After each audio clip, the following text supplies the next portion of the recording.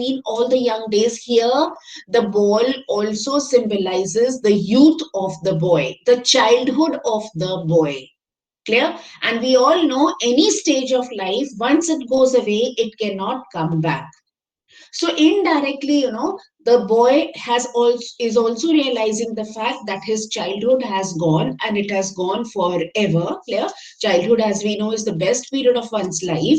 It has gone and it has gone forever, and it is never ever going to come back. Whether you cry or you sulk about it or you brood about it, whatever you do, if it is gone, it's never going to come back.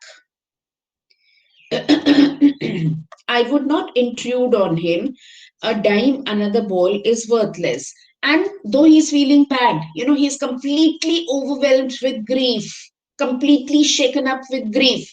Clear? He's feeling very, very bad for himself because he's seeing his ball going to the water, cannot be retrieved. He knows that his childhood has gone forever, and the writer says, the poet says, I would not intrude on him. He says, I would not disturb him. He's lost in his own thoughts. I'm not going to disturb him. I am not going to offer him a dime. I'm not going to offer him any money to buy another ball. Why?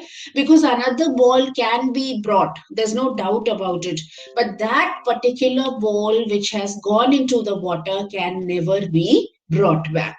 So he says there's no use, telling the child not to cry, or suggesting something to the boy, or giving him a dime to get another ball. Why? Because the poet wants him to experience this part of life, and out of this experience he wants him to learn the truth of life. And what is this truth of life? That once a thing is gone, no matter how close you are to it, it is never going to come back. Clear? So you have to live your life, you have to learn to experience that loss, and you have to learn to live your life along with that loss. Now he senses first responsibility in a world of possessions. And this loss of the ball has taught him one thing, has taught him one lesson, a very, very important lesson. That is how he has to take care of his possessions. The ball was his possession. He had to take care of that possession. Clear? And if it's important for him, he has to really take care of it very, very well. People will take balls will be lost always. Little boy, he says, people will take. Even the boy can probably buy so many other balls. One ball after the other can be bought and can be lost. Clear? But the loss of a ball is going to give you grief. But if you don't want to lose something, then you have to ensure that you take good care of your possessions. But no one buys a ball back. But once a ball is lost, once something very, very important to you is lost, it cannot be brought back.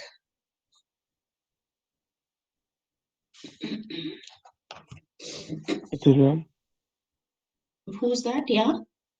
Ma'am, can you tell which poem are we doing? We are doing the ball poem, page number 46. Okay. He's learning well behind his desperate eyes the epistemology of loss. And he says he's learning, childhood is also a learning process. In fact, all your life you are learning. Clear? And the boy has just learned something. What has he learned? What is the important thing that he has learned? He has learned how to cope up with loss. He has learned that it is very, very natural in life to lose things. You are certainly bound to lose things. Clear? But then, there are certain things you have to keep in mind. You have to learn how to take care of your possessions.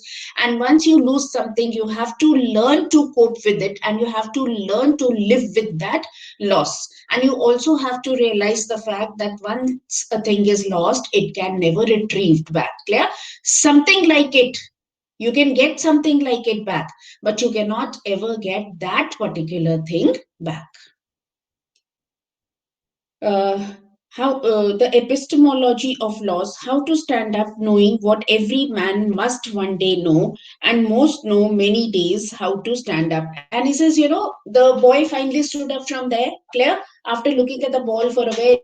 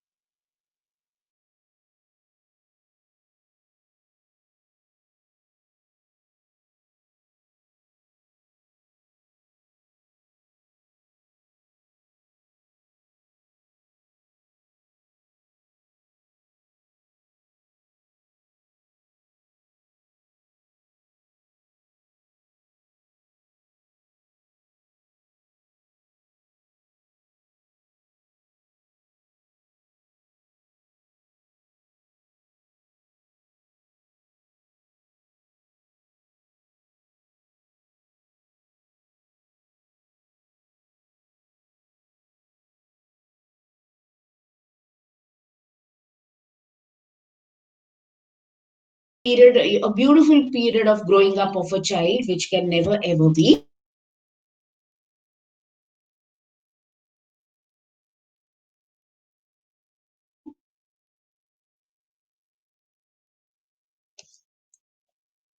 Bhumi has not come. Kapish.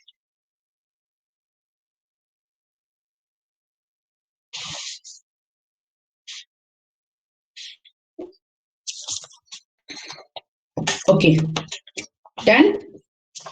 Now, this one is not there.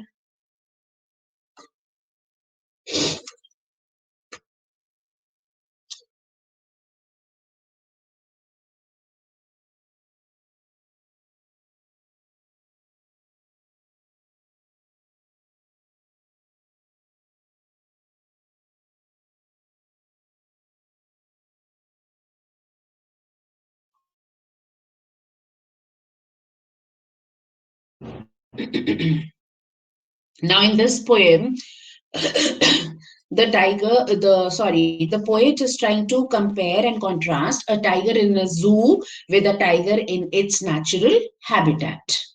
Clear? And he's trying to bring about the fact that, it is very, very unfair to engage the animals. Clear? In particular, he's talking about a tiger here in this poetry, but then, he means to say to engage any tiger, because any animal, because the natural habitat of an animal is the forest, and we would be going against nature if we try to engage them. And he's telling us what is the life of a tiger, which is otherwise considered to be a very, very ferocious animal.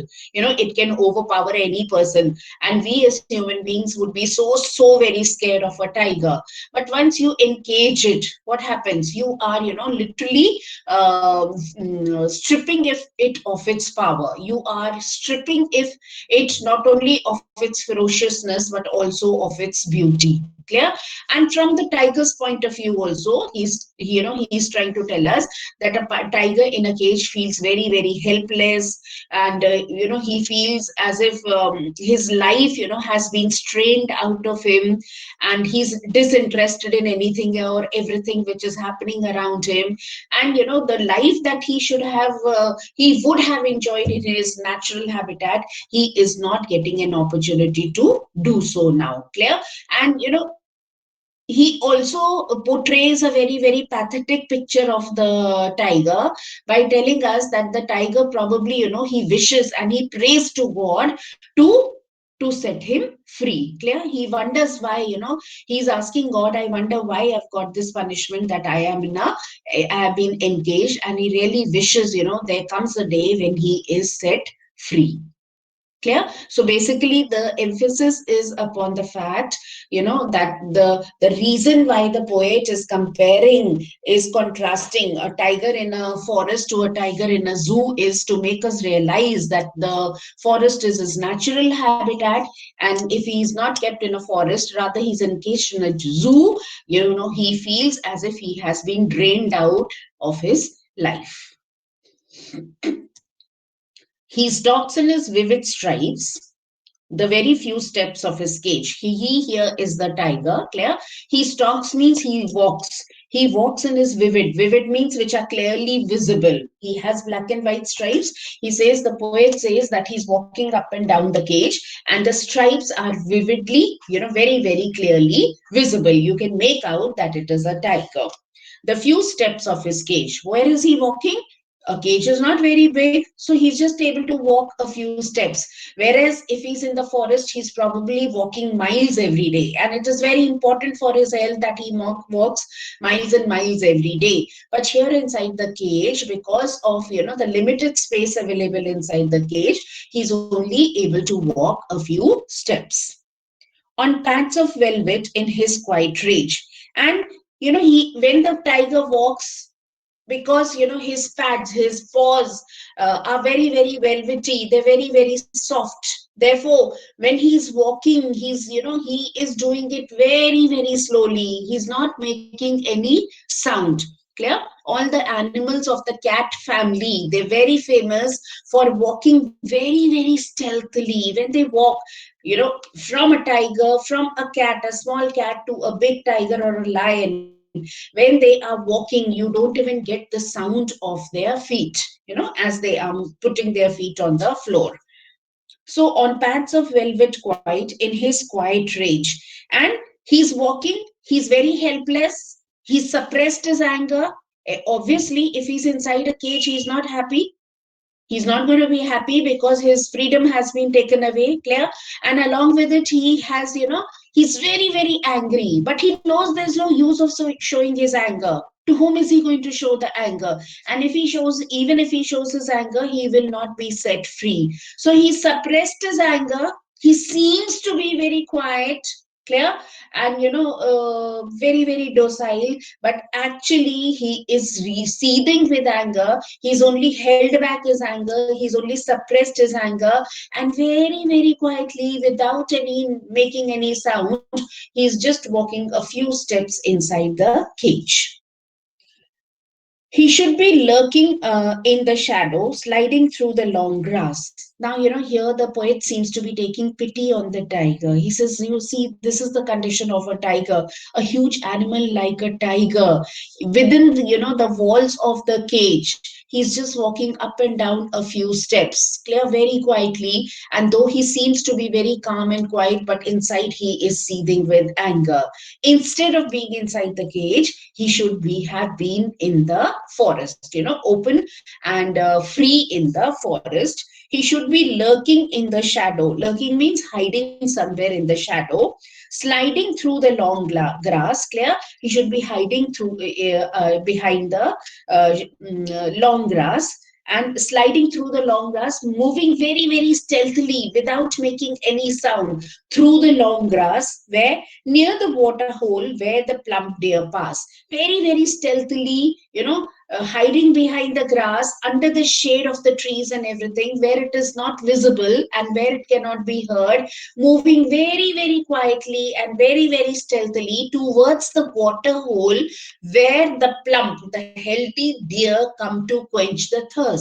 Why is he going there very, very stealthily? Obviously, to feed upon the deer, clear? And if it's going to feed upon the deer, if it's going to kill the deer, obviously it is not going to go with a lot of sound. It's going to move very, very slowly, because even the slightest sound would alert the deer and the deer would run away. So that is where it should have been, hunting, in its natural habitat, moving very, very stealthily behind the glass. No, sorry, behind the grass.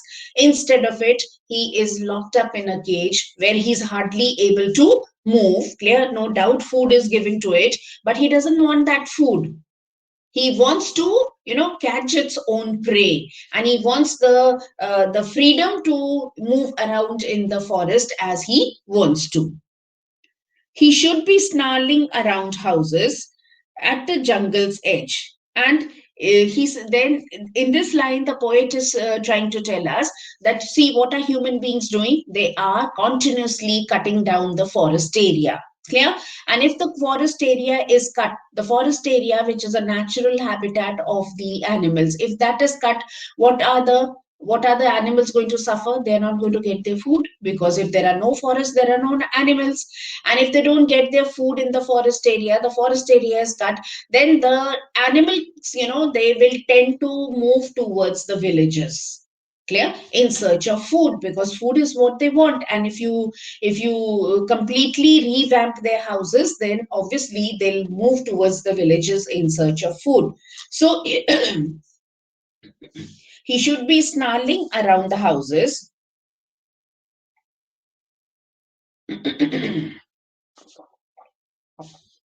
at the jungle's edge. That is, even if it is in the forest, it is not going to lose all contact with the civilized world.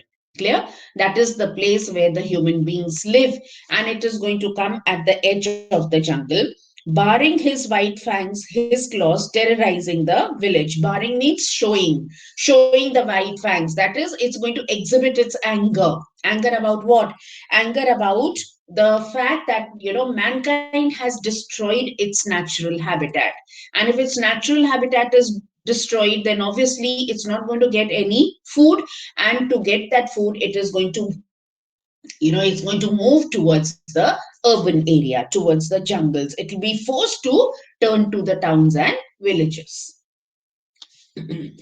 But he's locked in a concrete cell. But all that cannot happen. Sadly enough, neither can he, stealthily roam around, behind the long grass and go near a water hole in order to hunt a deer, nor can he leave the forest area because it has already been revamped, it has all been cut off, and move towards the towns and villages, clear? But where is it? It has been here, locked inside a concrete cage. His strength behind bars, stalking the length of the cage, ignoring visitors. His strength has been, we all know tiger is a very, very ferocious, a very, very, powerful animal. But then all his power, all his strength has been locked behind the cage, and it seems to be helpless. Even if it is very powerful, it cannot do anything at all. Clear? And it keeps on stalking, it keeps on walking across the length of the cage, ignoring the visitors. It doesn't, the visitors go to see in a zoo, the visitors go to see the tiger, clear? And they really do admire the tiger, the beauty of the tiger. But then it is, completely wary of the visitors. It doesn't even pay heed, it doesn't even look at the visitors, clear? And in fact, he feels so disturbed with so many human beings all around him, and with so much of noise, clear? Because this is not his natural habitat. He feels so disturbed over here that he is not even able to rest in his natural habitat in the forest. Yes, he does, he's a very wild and very, very powerful and a very, very ferocious animal, and he goes out to kill his prey, clear? Because obviously he has to staunch his hunger, clear? And it runs all around, but then finally when it wants, it rests in peace. But here it is also not getting, it's not able to rest in peace, because it feels very, very disturbed because of the constant arrival of the visitors. He hears the last voice at night, the patrolling cars, and stares with his brilliant eyes at the brilliant stars. And till late at night, there is no peace for him. That peace of the forest, he is not able to get that peace. It's so peaceful, it's so quiet and calm in the forest, but here he is not able to, get that peace and that quietness. He hears the lost voice at night, the patrolling of cars. Even at night, all through the day there are visitors, and at night he gets the sound of the patrolling cars. The cars inside a zoo, they keep on patrolling, they keep on moving to see that everything is safe, and he can get that sound, and stares with his brilliant eyes at the brilliant stars. And then, he probably, with its beautiful shiny eyes, it looks up at heaven. Clear? Why is it looking up at heaven? Why is it looking at the sky? As if it is praying to God. And what do you think it is praying to God? It is asking God that why it has been imprisoned over here. What wrong has it done that its natural habitat has been snatched away from him, and here he has been imprisoned inside this cage. Clear? So, what is the poet doing in this poetry? He is drawing a contrast between the tiger in a zoo and the tiger in its natural habitat. The tiger in the zoo seems to be very, very unhappy. He seems to be sulking. Clear? He doesn't get the opportunity to walk for miles and miles.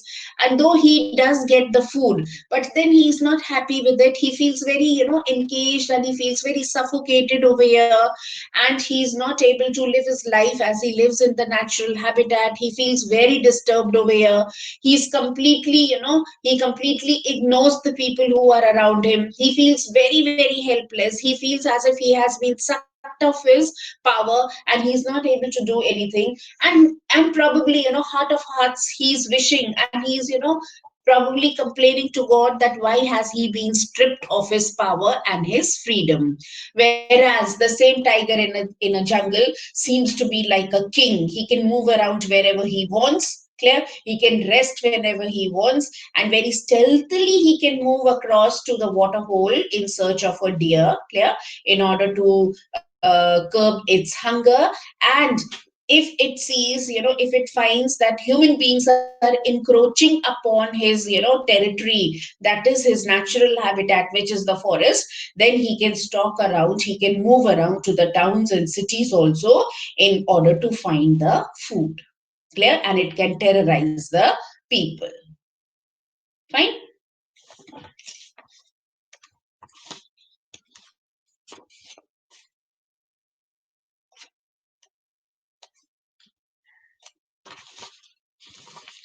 Page number. Where is the page number?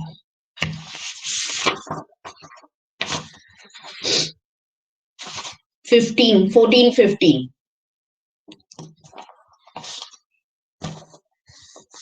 Dust of Snow. A very small poetry, just 8 lines, but the poet is trying to convey a very, very big message, a very important message through this small poem. Clear?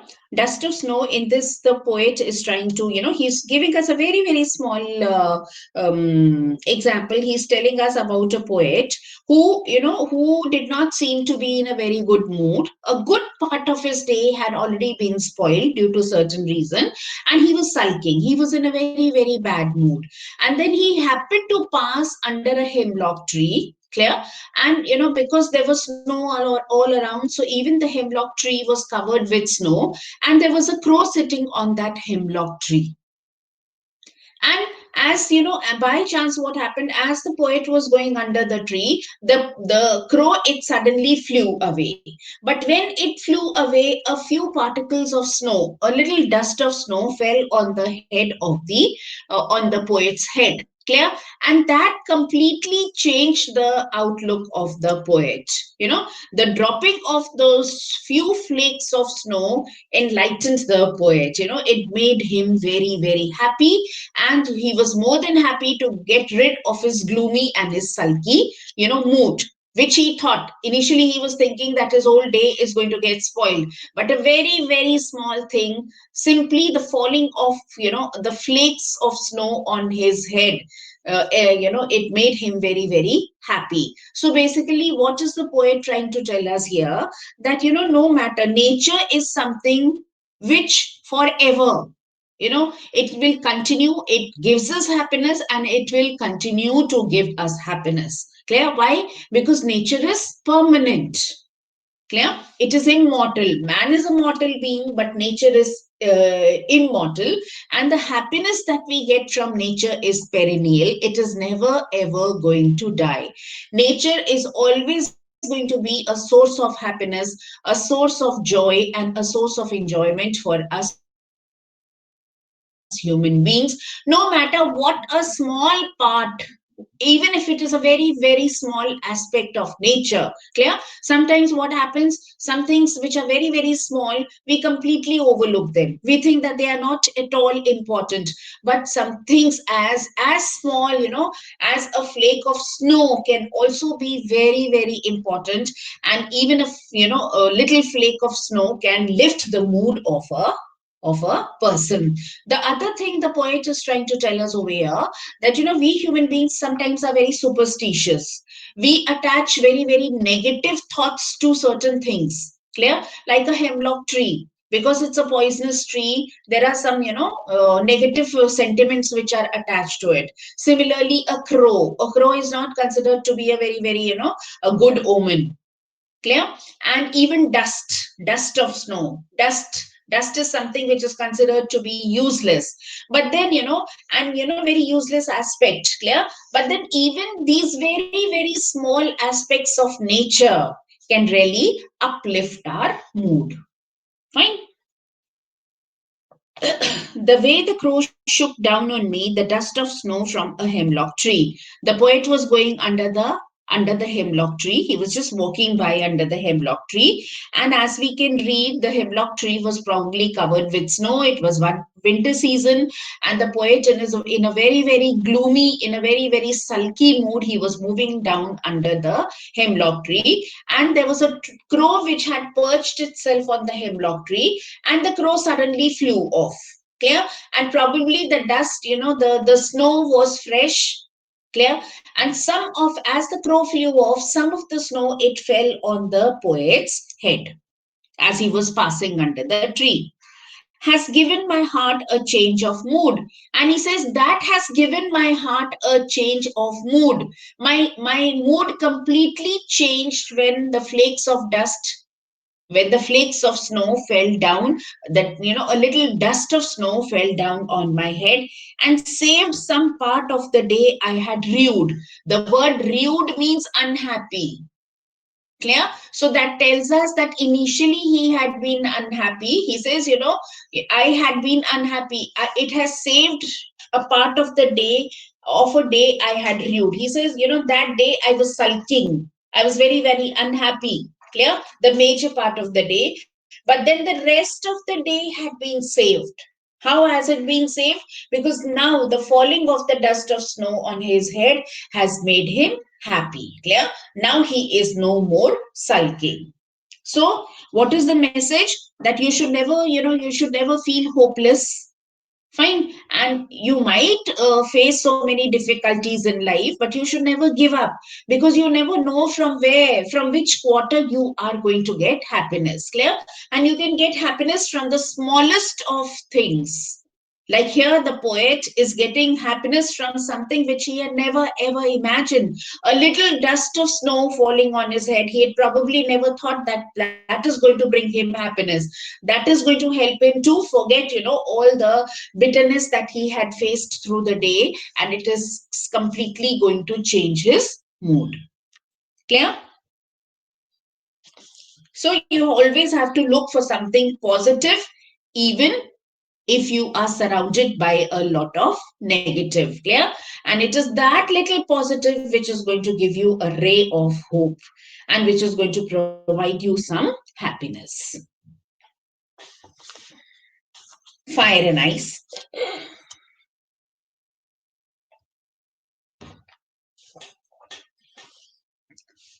In this poetry, the poet, he holds two views. Clear? And we all know the entire scientist community, everybody knows that there is a possibility that the world is someday, sometime in the future, years and years and years later, probably the world is going to come to an end. Clear?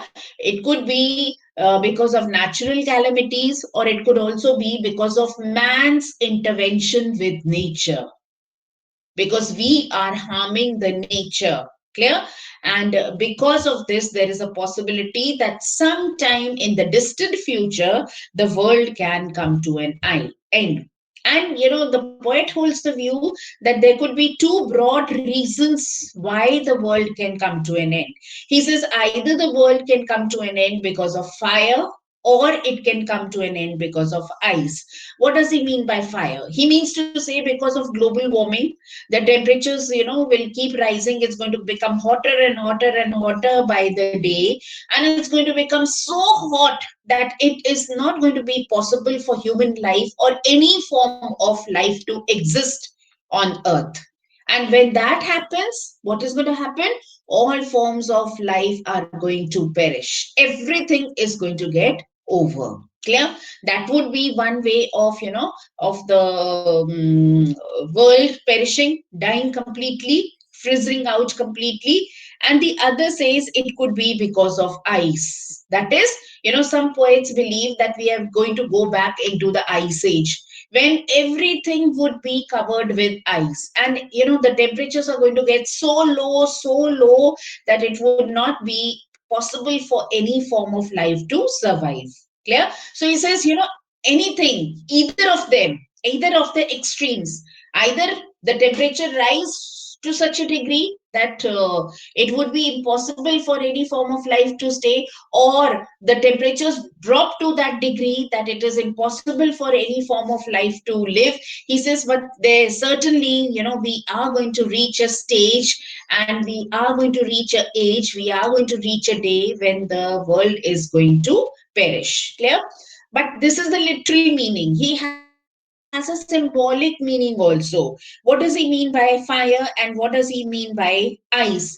Fire here means anger, rage. Clear? Man, he's become very, very temperamental nowadays. At the drop of a hat, he becomes very, very enraged. He's ready to fight. Clear? He's become so furious. He doesn't seem to have any patience for anything.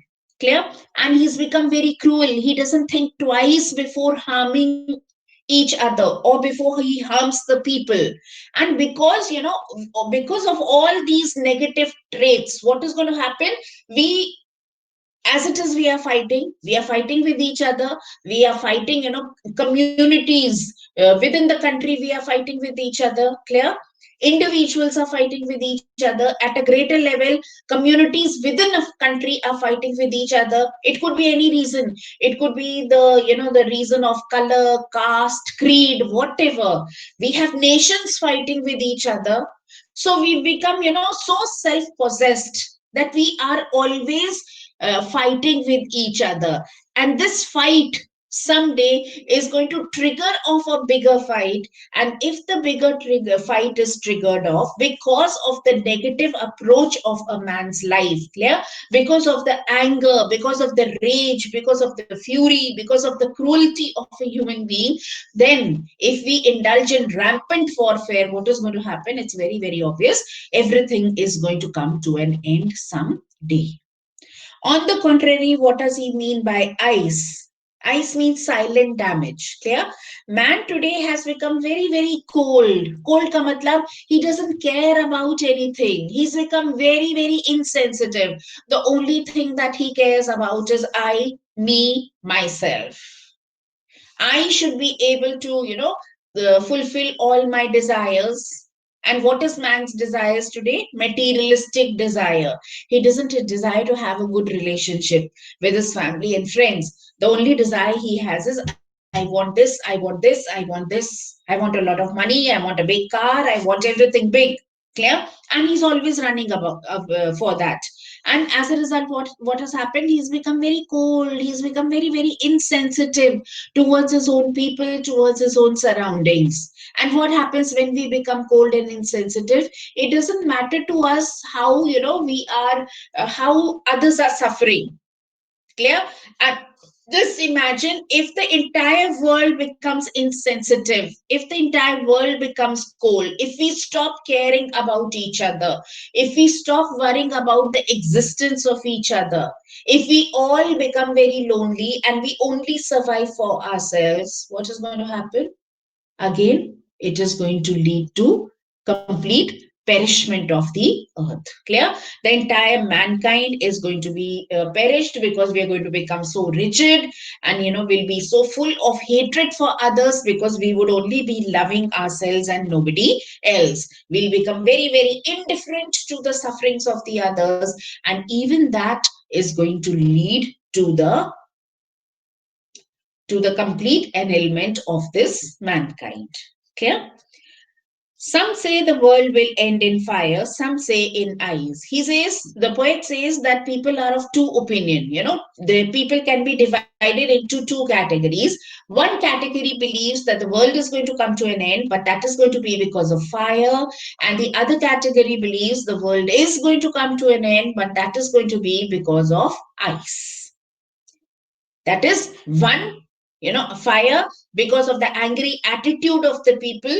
Clear? Because of the fury that is, rising amongst the people. And the second reason could be that people are going to completely become isolated. They're not going to care about each other. They're going to become indifferent to each other. Clear? Two extremes. And the world is going to end, and it could be either, because of either of the two extremes. From what I've tasted of desire, I hold with those who favor fire. And personally, the poet feels that the world is going to come to an end, and it is going to come to an end because of fire. That is, because of the conflicts between people. Clear? Because of the, because of the anger and the rage amongst, because it is only rage and anger which leads to conflicts, which leads to wars. Clear? Smaller wars, bigger wars. And just imagine if there are wars taking place all the time, all over the world. It's very, very obvious that one day we are going to come to an end. Clear? Because finally, at this, technological era, what sort of wars are we going to have? If we have a world war, what sort of a world war do you think it's going to be? It's going to be a nuclear war. It's going to be a chemical war, isn't it? It can also be a biological war like the COVID war. And if we have such wars, what is going to happen? What has COVID done? It has affected the entire world, isn't it? So this is what is going to happen. The entire world is going to be ramped out. Clear? We have so powerful chemical and nuclear weapons that now if we indulge in a world war, there is all the possibility that the world is going to come to an end. So the poet believes that it is because of this avarice, this fury, the greed, and the conflict amongst the people that we are going to finally perish. We are all going to come to an end. But if it had to perish twice, I think I know enough of hate to say that for destruction, ice is also great and would suffice. But he says, if not by fire, if the earth had to perish, had to die, clear twice, then I think, there is so much of insensitivity amongst people. There is so much of coldness among people. Clear? There's so much of indifference people have towards each other that even this indifference and insensitivity is enough to lead us to the end of this mankind, to the end of the world. Clear? So he says, though there are two ways in which a world can end, either by fire or by ice, but he personally believes that it is going to end because of fire. Clear? Any other poetry left?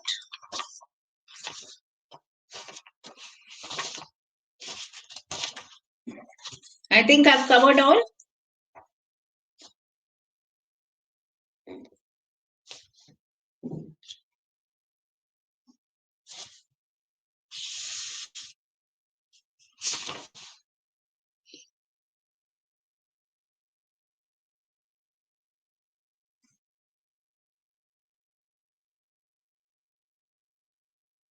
Yeah. We don't have Annie Gregory, we don't have fog, we don't have trees, and we don't have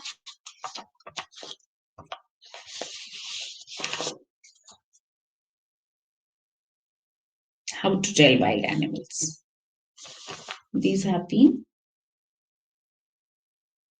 deleted. Okay. Now see, I'm planning one thing. I'll be talking to your mothers also for that. I am going to, in a few days, 3, 4 days, I'm going to upload a 80-mark paper. Clear? And you have to sit for 3 hours, exact 3 hours, not a minute longer. And you have to complete that paper. It has to be done properly, proper presentation. Clear?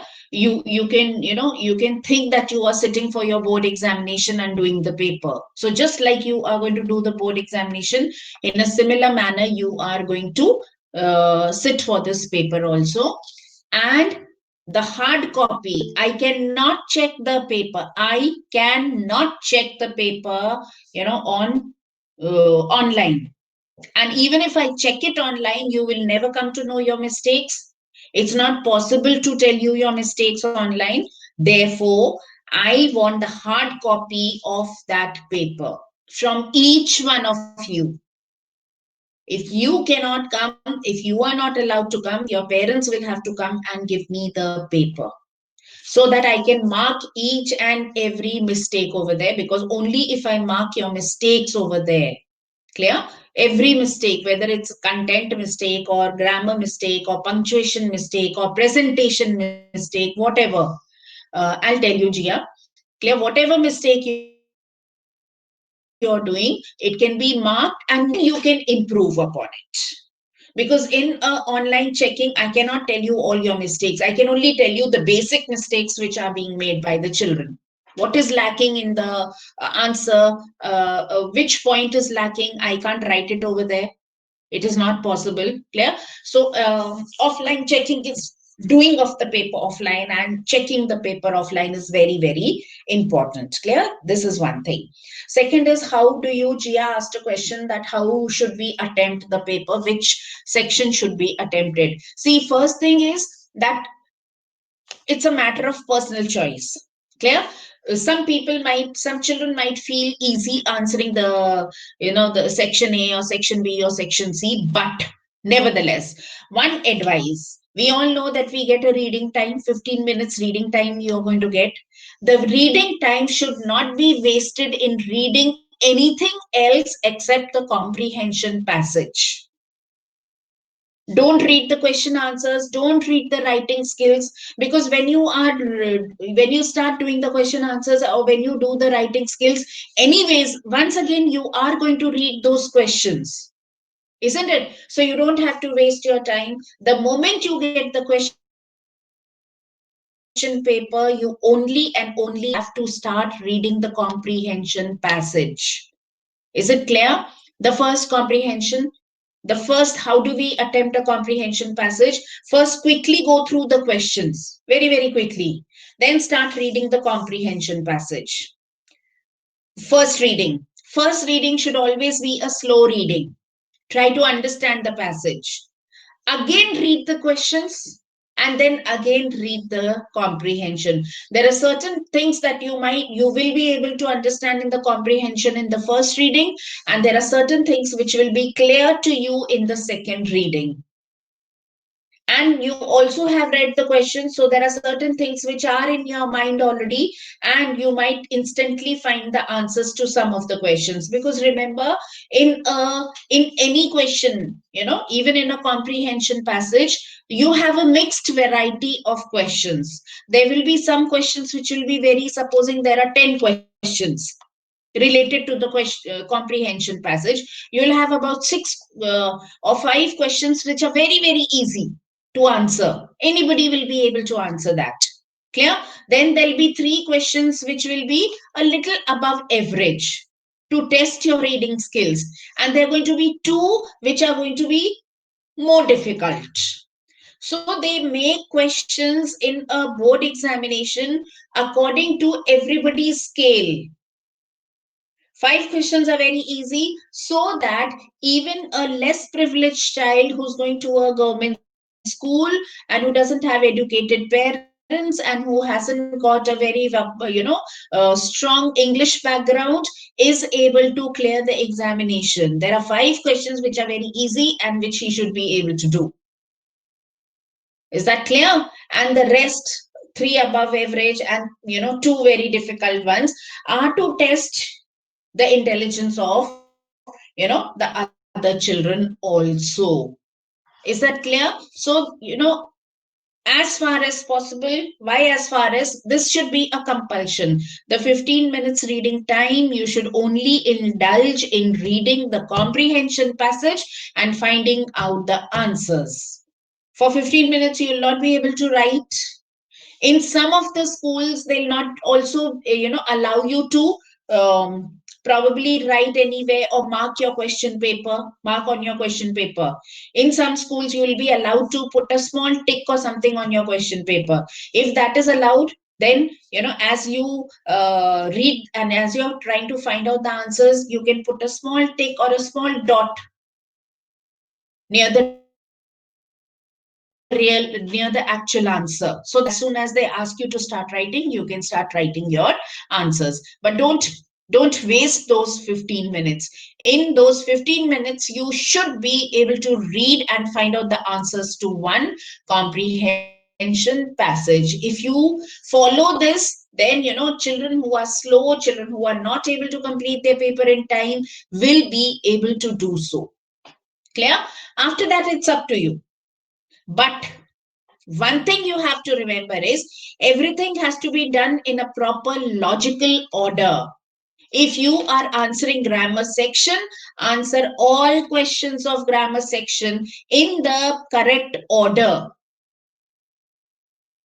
Is that clear? It should not be A, B, and then you're hopping to F, and then you're coming back to G, and then you're going to C and D. Please do not do it in that order, because the checking becomes very difficult, and the teacher might, go wrong in checking because you have not done it in the proper order. Because she is looking for the answers in the proper order. Is that clear? So you have to answer and complete the grammar. Don't do half the grammar here. I'm not able to tackle two questions. I'll do them in the end. Kuch yahan kiya hai, kuch wahan kiya hai. That is not the way to attempt the paper. If you started grammar, you have to finish. By chance, if you're not able to find the answer to, D part and F part, doesn't matter. You write D and leave the line. You can come back to it later. Write F and leave the line. You can come back to it later. But you have to do it in a proper order. And same is the case with your literature. Even that has to be done in the proper order. Is that clear, Gia? Yes, ma'am. So the first thing that you have to do is read the comprehension passage. And every, you should be able to, at all costs, you should be able to finish your paper about 15 to 20 minutes before the time is up, so that you are able to get enough time to draw lines wherever necessary. Clear? After every answer, draw a line. That gives a very neat look to your paper. The presentation looks very, very good if you do that. Leave enough spaces between two questions.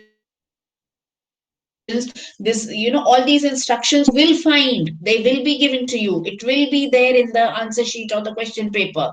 All these instructions, and probably your teachers are going to guide you before you sit for the board examination. You have to leave enough space between two answers, draw lines wherever required. Clear? Answer properly. Start your lines from the margin. There are some children who write in a zigzag manner. There is a margin, and there is a reason why the margin is drawn, so that you can start every line from the margin. Don't overwrite, don't scribble. Even if you make a mistake, first you shouldn't make a mistake. You're going, after all, you'll be going for the board examination after so much of study and so much of practice. But in case you make a mistake, don't scribble out that word. Simply draw a line, because if you're scribbling out, you are drawing the attention of the checker. You're trying to tell the checker, yes, Tashvi, let's see how many mistakes I have made. So don't scribble, just draw a simple line across it. Is that clear? Presentation and good handwriting are very important, and a good pen. I see so many of you writing with such light colored ink pens. I find it so difficult to check your paper. You just imagine the case of a teacher who has to check 20 papers per day. For her, it becomes so difficult. One paper takes about 25 to 30 minutes, English paper. And if your writing is not good, if your presentation is not good, if she's not able to read what you're writing, she'll get so frustrated and she'll just give you marks. Even if you deserve more, you'll not get. She is not going to fail you, but she's going to give you average marks. So you are going to suffer.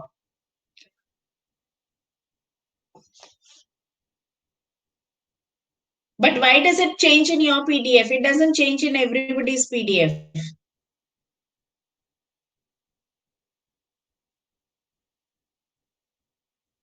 Is that clear? So you have to follow these instructions.